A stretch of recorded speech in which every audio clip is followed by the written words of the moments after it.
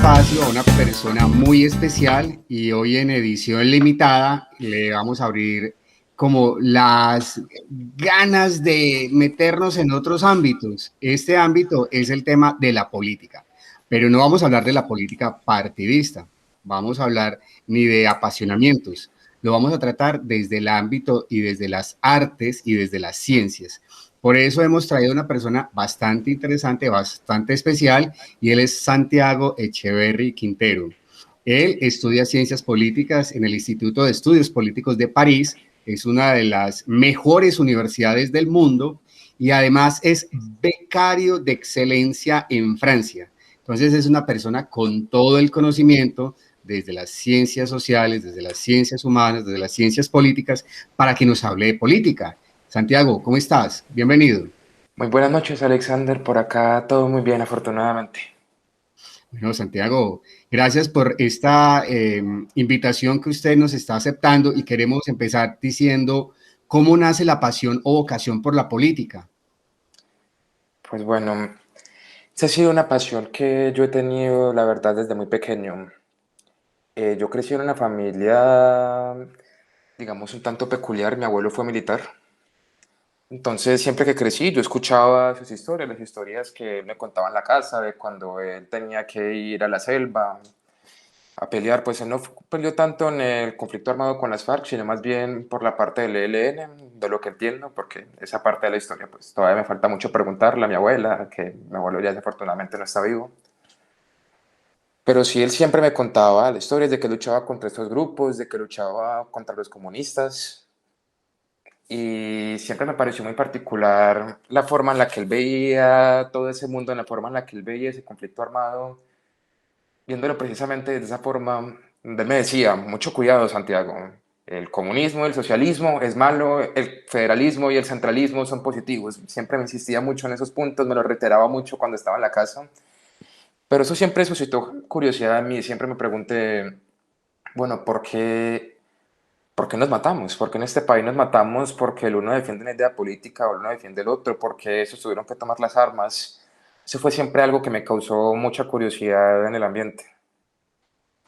Poco a poco fui creciendo. Yo la verdad de niño era una persona muy tímida, extremadamente tímida. Me costaba mucho hablar con las personas, me costaba mucho entrar en contacto con el mundo. Pero tras diversas experiencias que fui creciendo, me fui dando cuenta de que la política pues era algo que finalmente era necesario, que no necesariamente era una cosa tan dicotómica como podía haber entendido en algún punto en la casa o en las historias que pasaba, sino que era todo un mundo de posibilidades y algo que era finalmente necesario. Y fui creciendo en ese aspecto. Como, pues por esa parte ya tenía, digamos, un cierto interés por este mundo de la política. No obstante, no fue sino hasta un cierto punto entrado en el colegio donde me explicaron un problema semántico que me parece muy interesante sobre la palabra política, que me causó mucho interés y lo que pudo haber sucedido. Pues lo que sucede es que nuestro rico idioma español, que pues bueno, es una lengua maravillosa, es una de las lenguas más ricas del mundo. De hecho, han habido estudios lingüísticos donde dicen que el español podría ser perfectamente la lengua mundial porque tiene un balance entre vocabulario rico y facilidad para aprenderla. Pero una de las carencias que tiene nuestra palabra español es que confundimos dos palabras en una misma palabra, que es la política. Confundimos la política con lo político, que son dos cosas que son bastante diferentes entre sí. La política es precisamente todo este lado pasional, sentimental, el arte, si lo pueden decir de esa forma, el arte de poder llegar al poder y saber mantenerse en el poder. Mientras que todo lo político es la forma en la que se organiza la vida y el día a día, que es algo muy diferente. Y pues en nuestro día a día, nosotros que hablamos español tendemos a confundir una palabra con la otra, entonces sin embargo, sabiendo que son cosas muy diferentes. Yo inmediatamente entendí esa diferencia, me interesé más por la política que por lo político. Hoy en día, pues ya después de haberla estudiado, me doy cuenta que la política se influencia mucho también en lo político y viceversa. Y pues yo finalmente lo que quiero hacer en mi vida es también estudiar muy a fondo lo político. Pero sí, entonces me acabé interesando por esos dos mundos y una vez comprendiendo eso, entendiendo que son cosas separadas y que una cosa no tiene que ir ligada con la otra, decidí que era un mundo que valía la pena investigar y a lo que vale la pena dedicarle mi vida. Bueno, usted es una persona que está estudiando en un país, Francia. Sabemos pues que la Revolución Francesa genera un cambio muy interesante en la sociedad, digamos, en ese momento mundial. Y quisiera uno saber para qué sirve la política. Cabe decir que en Francia existe también este mismo problema semántico. Cuando se dice la política, lo político, está esa misma división. Pues ahora precisamente que usted menciona la Revolución Francesa, eso me parece un punto muy interesante porque fue la primera vez en mucho tiempo que yo siento que el debate político estuvo abierto a diversos actores, a diversas personas, que digamos que eso se pudo diversificar de una forma más valiosa.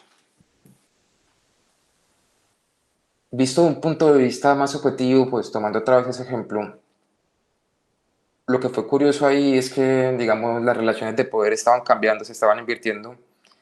Entonces, esa forma romántica de ver la Revolución Francesa y ver la política que viene directamente de ahí, de que el poder pasó de estar en los reyes a pasar a estar al pueblo, eso en realidad no fue tan así, porque lo único que pasó es que, digamos, toda esta clase protoindustrial burguesa que estaba comenzando a tener más dinero, pasó a querer tener unas reclamaciones de poder que la nobleza del entonces no quería reconocerles. Entonces, aunque se diga que sí, que el poder pasó a las manos del pueblo, de que todo evolucionó, de que todo pasó, de que indirectamente todo fue mejor, eso en realidad, desde ese primer intento, en mi opinión, no fue tan perfecto. De hecho, en la primera Asamblea Nacional Francesa, que pues fue una revolución para los intelectuales de la época y que se cita hoy en día como mucho ejemplo, solamente había un campesino, sabiendo que representan el 70% de la población francesa en ese entonces. Entonces, desde ese punto de vista, la política se nos presenta como una oportunidad, una forma diferente de poder pensar las cosas, de poder ver las cosas, pero siempre tomando en cuenta de que no necesariamente va a ser siempre equitativo. Que la política hoy en día la tenemos que pensar tomando en cuenta de que desde hace mucho tiempo la política, como la consideramos, este debate político, no ha sido un debate equitativo, no ha sido un debate donde se le hayan ofrecido las mismas oportunidades a todo el mundo. Y pues hoy en día para mí la política, este debate político es la forma de poder llevar el poder a los lugares donde todavía no ha llegado, en los lugares donde todavía no ha podido pasar. Como funcionalidad de hoy en día, pues además de ser la forma en la que organizamos el día a día, además de ser la forma en la que llegamos a los debates y todo el tema, me parece que es también la forma en la que cada uno puede llegar a tener una cierta voz propia y, digamos, a tener un cierto reconocimiento.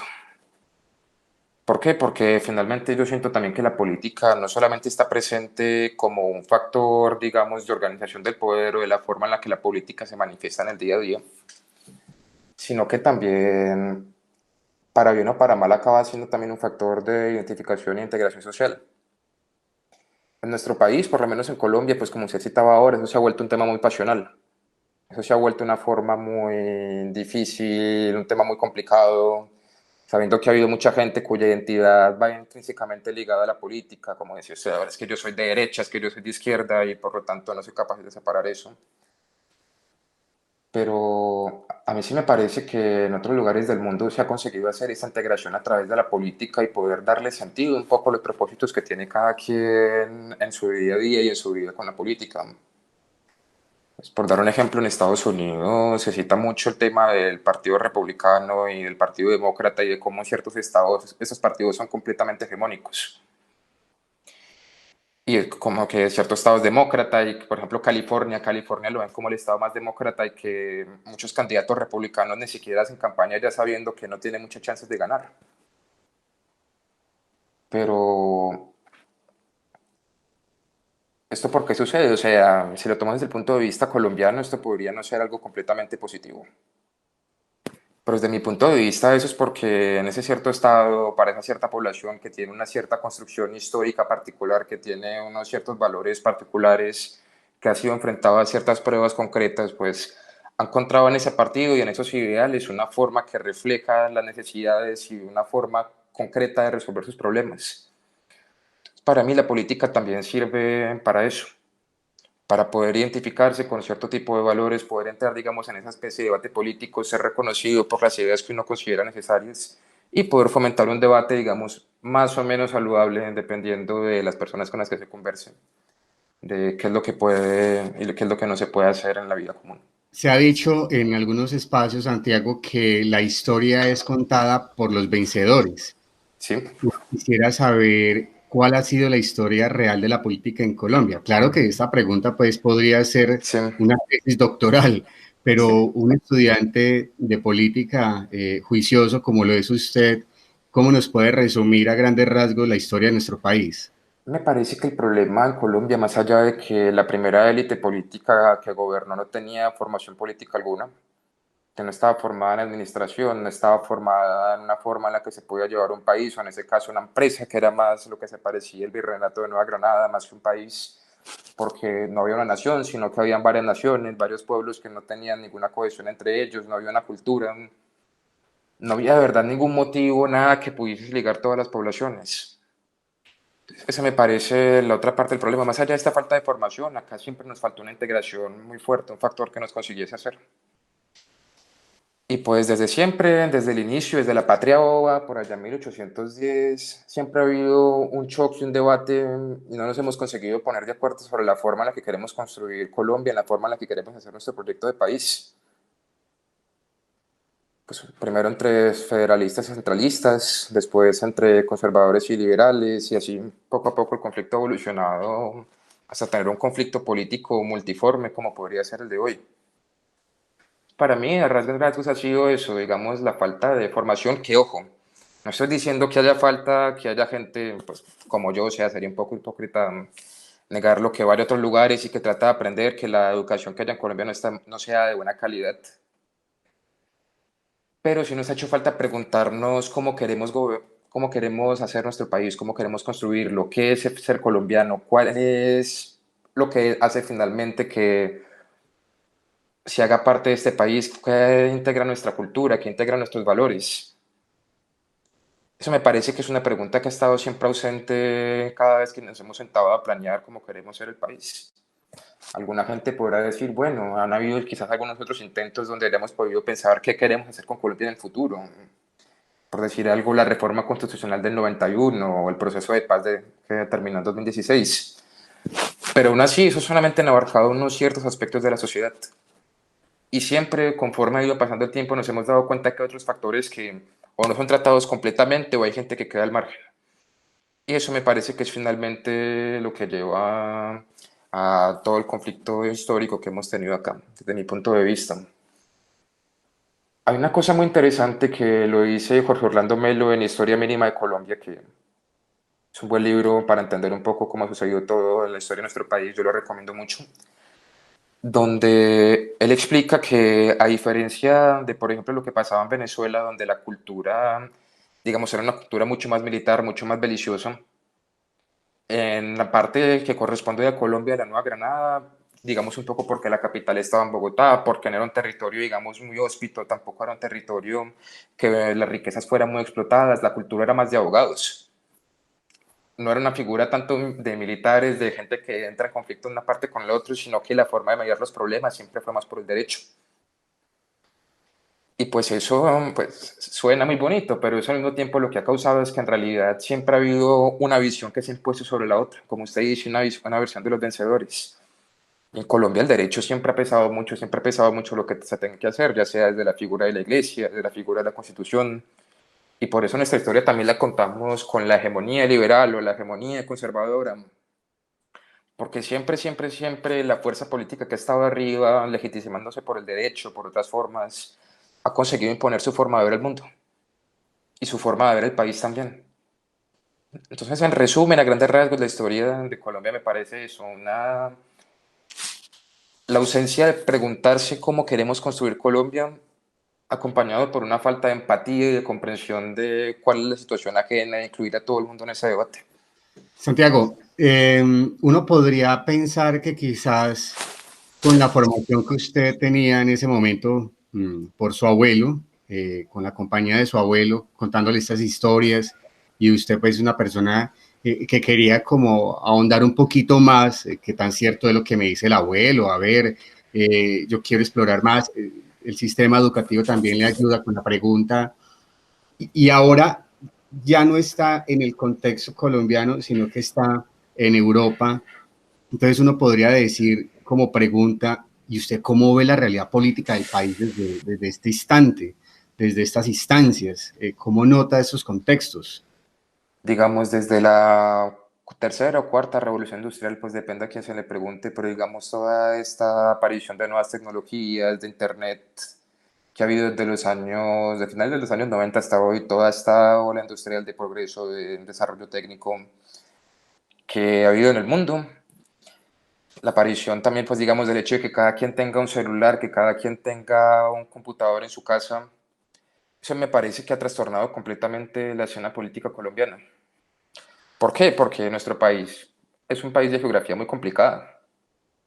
Es un país de geografía muy complicada, entonces digamos que el peso de la importancia que se le da a los medios de comunicación, al periódico que de este tipo o al canal de televisión de este otro, fue durante mucho tiempo la única forma de comunicación que había dentro del país. Entonces, si decían que en tal parte pasó tal cosa, que mataron a tal persona, que lo acusaron de tal crimen, nadie tenía la forma de poder verificar qué era lo que estaba pasando de verdad o qué era lo que no estaba sucediendo. Esto me parece que con todo este desarrollo, con la aparición de Internet, con las nuevas comunicaciones, pues está cambiando fuertemente. Por dar un ejemplo, digamos un poco lo que pasa ahora con ciertas acusaciones de violencias policiales que han sucedido, es que antes, digamos, la policía pues, podía tener su reputación de violenta, en algunos policías, algunos grupos, pero era, digamos, una historia que se contaba, un relato. Por ejemplo, mi papá me contó más de una vez que él en la universidad, sin ser necesariamente un manifestante, la policía llegó y le pegó. Mientras que a él ahora, digamos, con todas las últimas manifestaciones que han habido, pues digamos que se pueden ver videos, se puede ver evidencia donde esto efectivamente ha pasado, como por dar un ejemplo. Para mí eso, el hecho de que un colombiano pueda comunicarle su realidad a otro, pueda comunicar lo que sucede de una parte del país al otro, ha trastocado completamente a ciertas fuerzas políticas tradicionales que están acostumbradas a tener un discurso, no voy a decir populista, porque en Colombia en realidad el populismo nunca ha pegado y en mi opinión muy difícilmente va a pegar, pero sí muy unitario, muy acaparador de la verdad, que en eso siempre se basó, digamos, como se han manejado algunos discursos últimamente, antes con el comunismo, que con el castrochavismo, pues por dar algunos ejemplos que no son los únicos que han sucedido. Eso a mí personalmente me parece que ha trastocado completamente la realidad política del país.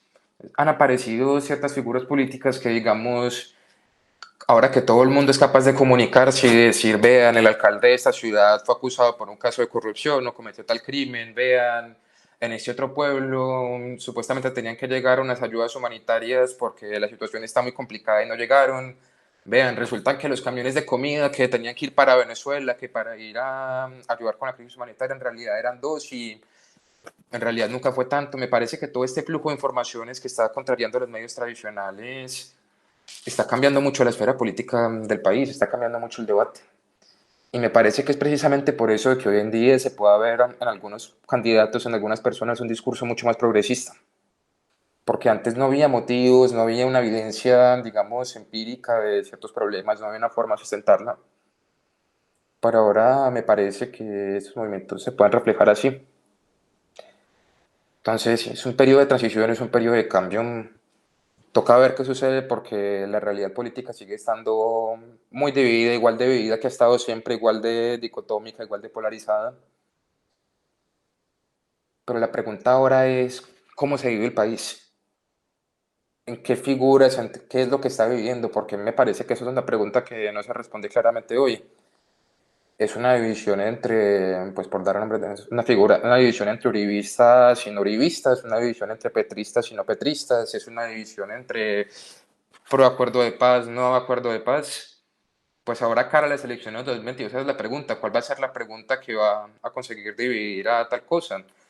O incluso es que hay una pregunta que va a polarizar todo el debate político como sucedió en el 2016, perdón, en el 2018 con todo el tema de la continuidad del proceso de paz y de qué era lo que iba a suceder. Esa me parece que es la gran pregunta ahora. Y pues ya entrando más en materia, casos más reales, pues uno se pregunta, listo, hay candidatos, digamos, como decíamos, de un talante más progresista, que tratan de darse un aire más juvenil, como puede ser, por ejemplo, Claudia López o Sergio Fajardo. Pero incluso ahora, con todo lo que sucede, esa forma en la que no se desmarcan completamente de una figura política de otra, yo me hago la pregunta, ¿la juventud radical que se está yendo completamente izquierda va a creer a esos candidatos? ¿A quién lo va a creer? Entonces, me parece que es enigmático un poco todo lo que va a suceder. Me parece que hay muy pocas cosas que estén divididas o que se puedan planear hoy en día de cara al futuro político del país. Pero sí es cierto que con toda la evolución social, política, tecnológica recientemente, hay ciertas fuerzas políticas que están quedando atrás y que los medios que acapararon el poder hasta siempre, que era, digamos, por lealtad partidaria, no pienso que puedan ser más posibles. Santiago, hay unos elementos bastante importantes a tener en cuenta en este instante y de ellos podría uno recordar, bueno, externamente, la primavera árabe. Me parece que fue un movimiento bastante interesante y pues que consiguió unos resultados que uno podría decir son los que se querían para ellos. Para nosotros acá en Colombia, todo el tema de la séptima papeleta, la constitución del 91, o sea, y uno si ve a nivel mundial, pues siempre se encuentra como los jóvenes organizados en pos de algo. Y uno podría preguntarse entonces en este instante, ¿son los jóvenes indispensables en el cambio político de un país o eso se lo debemos dejar a otras instancias? Pues tomando precisamente el ejemplo de la primavera árabe, que me parece precisamente un ejemplo pues, de actualidad bastante pertinente para poder entender toda esta necesidad, pues tomándolo desde una perspectiva más estructuralista, en la escuela de las relaciones internacionales, que es una forma de ver el mundo, digamos, de que una cosa afecta a la otra, digamos, muy efecto mariposa, si se puede decir así en rasgos generales. La primavera árabe como tal no sucedió por un movimiento espontáneo, una combustión súbita de la población, al igual que la Revolución Francesa, por dar un ejemplo, sino que fue toda una suma de factores más estructurales, más exógenos, más externos a la propia realidad de cada persona que acabaron influenciando en eso. De hecho, hoy en día, por ejemplo, se debate mucho sobre la influencia, por ejemplo, de China en la primavera árabe, que eso pudo haber sido en realidad algo que terminase favoreciéndolos a ellos para poder desmarcarse un poco de todo lo que estaba pasando en el contexto político en ese entonces y ganar influencia ahí. Entonces, a la pregunta más concretamente, si los jóvenes son indispensables en el cambio político de un país, sí. Ahora bien, está la pregunta si son los jóvenes los que tienen que realizar el cambio o si es alguien más que puede motivar o inspirar los movimientos de ciertos tipos de jóvenes a ese movimiento. En el caso de Colombia, en el caso de nuestro país, pues me parece que son los jóvenes los que finalmente han conseguido de cierta forma moldear el panorama político en los últimos 2 años en muchos aspectos. Pues digamos, toda esta ola de manifestaciones que ha habido recientemente, toda esta presión en redes sociales ante lo que ha sucedido, ciertos escándalos de corrupción, incluso algunos casos de justicia social, o sea, denunciando casos de racismo, denunciando asesinatos de líderes sociales, denunciando violencias sexistas. Me parece que ese cambio se le puede atribuir a los jóvenes el hecho de que esté sucediendo. Pero sí me parece importante hacerse la pregunta si el cambio viene de iniciativa de los jóvenes, que no me parece que la pregunta pueda estar tan clara.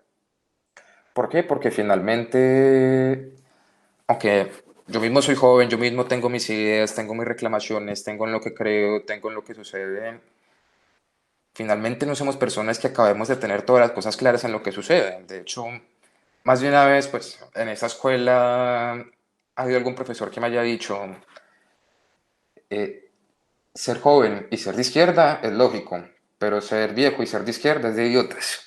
Profesores que tienen una ideología muy derecha, pues bueno, esta escuela tiene profesores de todas las orientaciones políticas, pero eso es lo que me decía él. Y pues esa frase me hace pensar, puede que finalmente los jóvenes no tengan tanta independencia intelectual como en algún momento nosotros podríamos pensar que tenemos.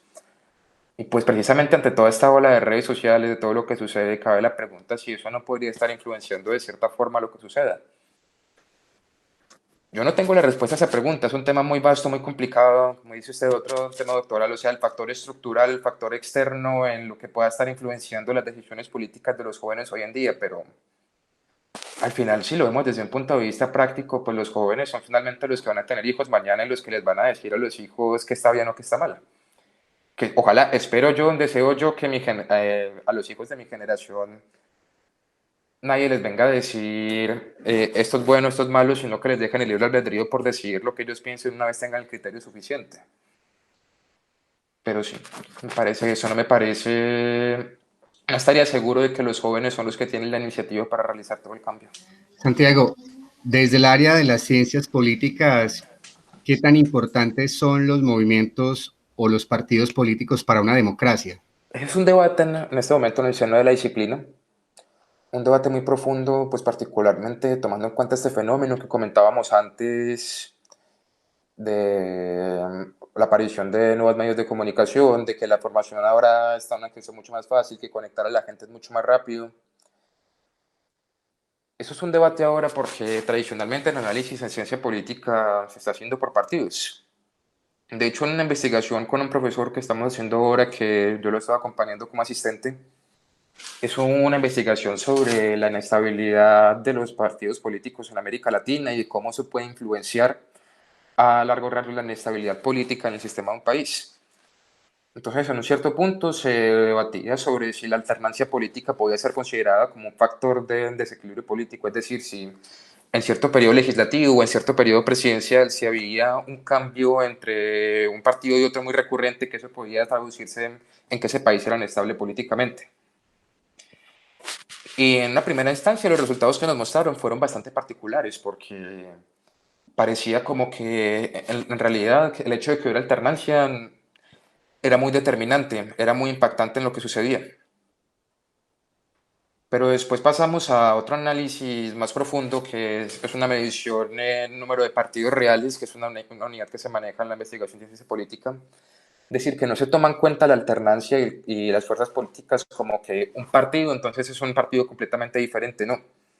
Sino que se toman en cuenta las ideas que tiene cada uno, se compara el programa, se compara la evidencia empírica de lo que ha hecho cada uno cuando ha tenido cierto poder y de ahí se establece un número que puede tener decimales sobre cuántos partidos en realidad existen en cierto lugar u otro, o sea, más allá de cualquier división que pueda ser causada por la política y no por lo político.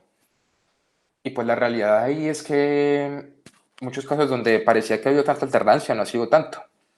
En Colombia puede ser, es un ejemplo muy valioso de eso, todo este cambio que hemos tenido recientemente que con el movimiento Primero Colombia o algo por el estilo, cuando Uribe fue elegido en el 2002 y después al Partido de la Unidad Nacional en 2006 y después reelegido con otra idea política al Partido de la Unidad Nacional en 2010, pues se muestra que la alternancia no depende solamente del nombre del cambio de partido. Entonces es un debate que es muy interesante, es muy profundo. Yo diría que más que los partidos políticos, que como antes, digamos, un partido político sí tenía que representar muy fielmente unas ideas porque era la forma en la que iba a ser identificado y que si tal candidato se lanzaba por tal partido, entonces iba con tal paquete de ideas. Ahora ya no tanto. Pues digamos que ya podemos pasar a una época donde los partidos pasan a un plano más secundario y lo que cuenta más de verdad sean las ideas. Hay una teoría también en el seno de la ciencia política que se llama la teoría de los partidos cartel, que es un tema muy interesante y que de hecho yo tengo pendiente en cierto tiempo comenzar a investigarlo en Colombia. ¿Qué dicta la dicha teoría? Pues dicta que a partir de un punto en ciertos lugares donde la competencia política ha sido bastante limitada o reservada a ciertos puntos donde el debate no ha sido tan profundo, no ha sido lo que se debería estar debatiendo en cada instante, como en el caso de Colombia que tenemos varias fuerzas políticas que se puedan ubicar a la derecha del espectro político sin que necesariamente se pueda hacer una desmarcación muy profunda entre la una y la otra. ¿Qué comienzan a hacer las fuerzas políticas? Comienzan a simular estar en competición, comienzan a simular parecer estar compitiendo las unas contra las otras. ¿Pero esto para qué? Para poder dar la apariencia de que hay un proceso democrático, que hay un debate democrático que está sucediendo, de que en realidad el número efectivo de partidos es mucho más elevado de lo que en realidad es. Y de que eso, a largas cuentas, se traduce en que los partidos finalmente terminan turnándose de cierta forma al poder para poder mantenerse vivos y que ellos como institución, digamos, esta clase política que va sosteniendo eso, en vez de unirse y de acabar, digamos, reduciendo el número de puestos o de empleo que hay, puedan seguir subsistiendo como organizaciones. Entonces, de verdad, así como un cartel, digamos, que se reparten la competición política entre ellos. Entonces, a mí me parece que estamos en ese momento de la historia de los partidos, en ese momento donde su existencia, digamos que se puede comenzar a poner en ciertas comillas entre dudo. Y en Colombia poco a poco se refleja, nada más hay que ver la cantidad de partidos de candidatos, perdón, que se lanzaron de forma independiente en las últimas elecciones presidenciales. Subrayar, por ejemplo, el caso de Germán Vargas Lleras, que a pesar de que tenía el apoyo de Cambio Radical, prefirió ir como independiente sabiendo precisamente de este problema partidario. Entonces, yo personalmente pienso que el futuro nos depara un horizonte político, más bien no tanto de partidos, sino de figuras. Y ya no tanto de ideas o de promesas, sino de resultados. Es decir, ya la gente no va a votar por tal candidato porque es de tal partido y tal partido defiende mis ideas, sino yo voy a votar por tal candidato porque este hombre cuando fue alcalde de tal ciudad hizo tal y tal cosa y esas ideas me gustaron. Eso me parece que es a lo que nos dirigimos en el mundo y tarde o temprano va a llegar a Colombia.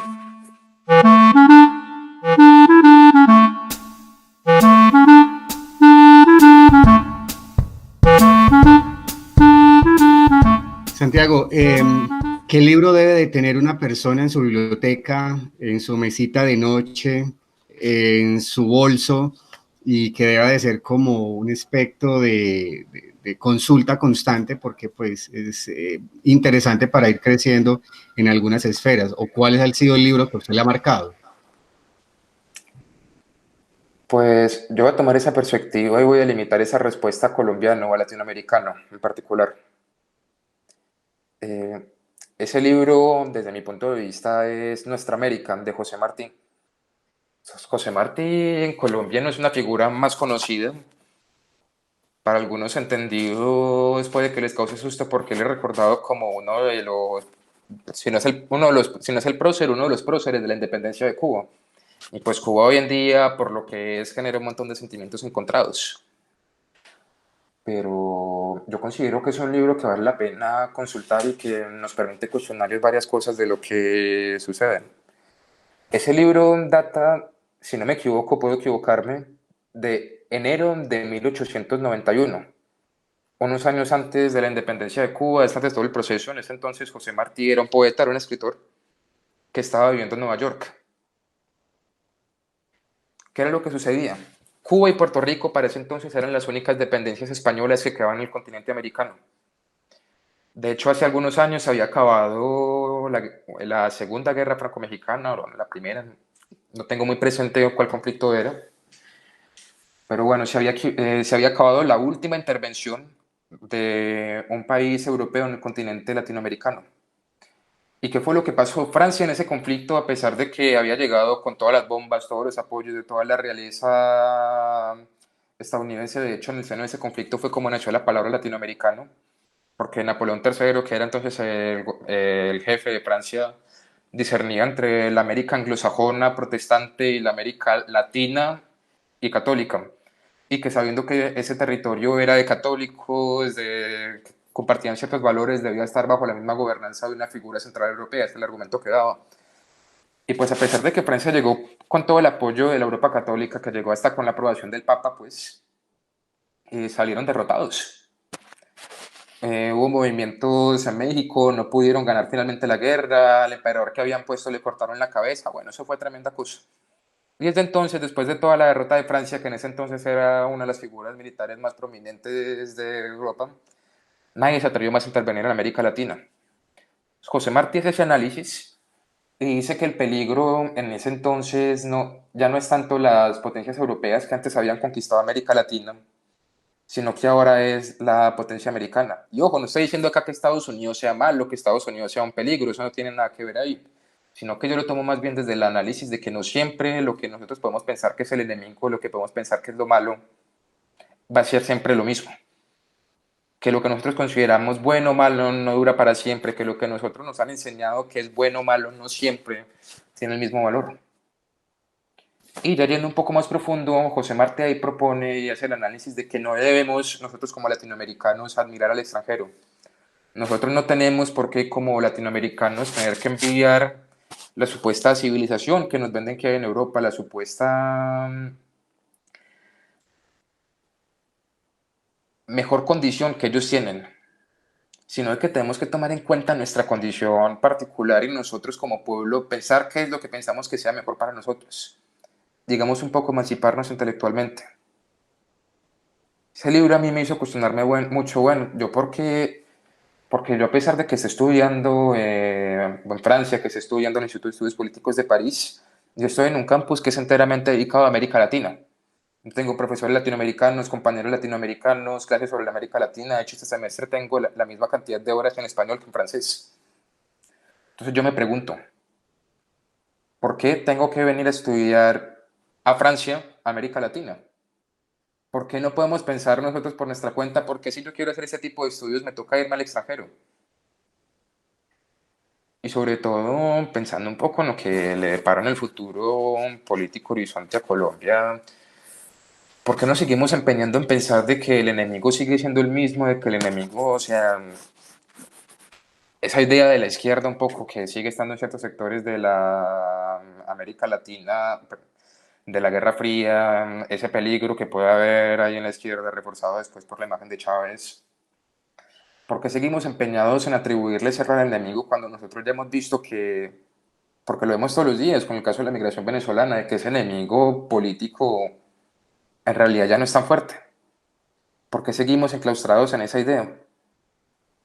Me parece que es una lectura muy valiosa porque es la idea de una persona pues, como usted o como yo, que desde su perspectiva comienza a pensar qué es lo mejor para América Latina, qué es lo mejor para Cuba, qué es lo mejor para nuestra América.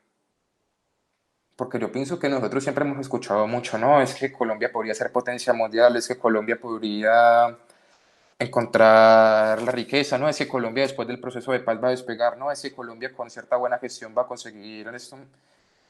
Me parece que ese libro es una invitación a sobrepasar el debate ideológico, económico, político, sino a pensar si nos tenemos que medir por las mismas nociones de capitalista, de comunista, de ser de izquierda o ser de derecha que vienen de afuera, y de pensar en una definición más propia sobre cuál es la verdadera forma, la forma correcta de lidiar con todos esos problemas que tenemos hoy en día en nuestro continente. Santiago Echeverry Quintero, becario de excelencia en Francia, hoy nos estuvo acompañando en nuestro programa de edición limitada. Lo que nosotros hemos pretendido con este programa es hacer visibles las personas que quizás son invisibles en la sociedad, por eso son ejemplares en los entornos y usted hoy es edición limitada. Muchas gracias, Santiago, por este espacio. Muchas gracias por darnos a conocer esas perspectivas políticas, políticos, y esperamos que siga fortaleciendo su nivel académico y que, bueno, en el futuro venga y ya nos aporte a la realidad colombiana. Muchísimas gracias.